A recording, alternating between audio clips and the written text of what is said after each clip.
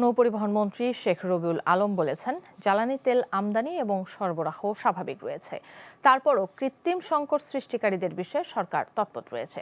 দুপুরে Chittagong national maritime ইনস্টিটিউটের ২৮তম ব্যাচের প্রশিক্ষণার্থীদের শিক্ষা সমাপনী কুচকাওয়াজ অনুষ্ঠান শেষে সাংবাদিকদের এসব কথা বলেন তিনি।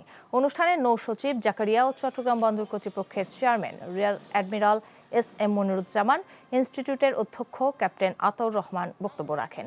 পরে প্রশিক্ষণে অংশগ্রহণকারীদের মধ্যে পুরস্কার বিতরণ করেন নৌপরিবহন মন্ত্রী।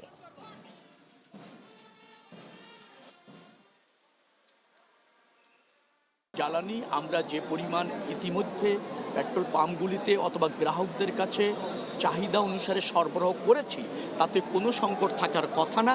কারণ নিয়মিতভাবে সারা বছর বা অন্য সময়ে যতটুকু সাপ্লাই প্রয়োজন হয়ে থাকে তার চেয়ে বেশি সাপ্লাই করা হচ্ছে। তারপরও সংকট কৃত্রিমভাবে তৈরি করার একটা দৃশ্য আমরা দেখছি।